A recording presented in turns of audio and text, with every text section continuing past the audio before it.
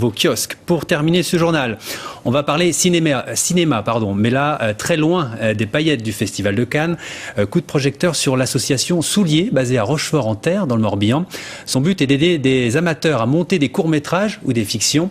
Des lycéens de Redon ont pu profiter dernièrement de ces précieux conseils. Stéphane Izad et Philippe Bogène. Le voilà, Philippe.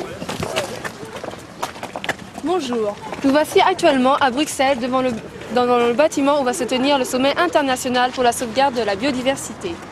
2010, année de la biodiversité, c'est le fil conducteur de cette fiction qui est un projet pédagogique.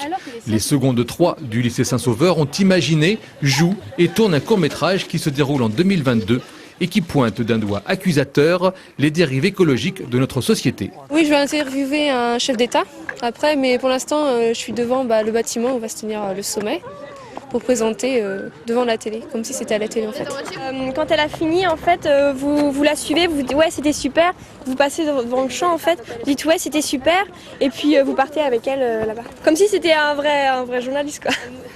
Alors, le vrai cinéma, ça ne s'improvise pas. Il faut apprendre à travailler ensemble, c'est là qu'intervient Souliers, une association qui apprend à faire du cinéma avec un maximum d'humains et un minimum de moyens, car même avec une visière, la réalisation, c'est pas toujours facile. Dans l'ensemble ça va, c'est pas mal, mais c'est dur de tout organiser et tout, parce qu'il faut tout visualiser dans la tête.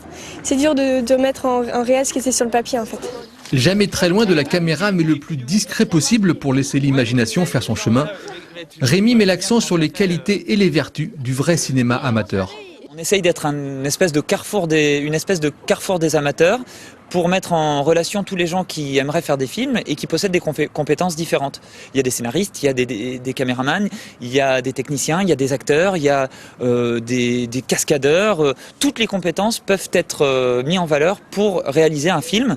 Et en exploitant ces compétences, non seulement on crée une aventure fantastique, mais on arrive à créer des films de qualité assez fantastique, assez remarquable, disons, pour du cinéma amateur.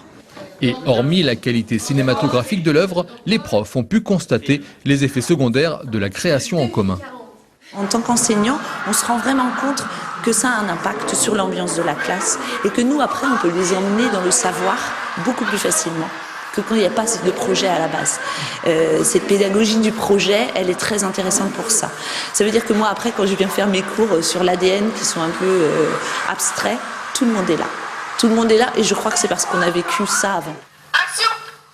Le court-métrage devrait avoir une vie après l'année scolaire puisqu'il est destiné à être présenté dans différentes salles de la région et devant le public étudiant.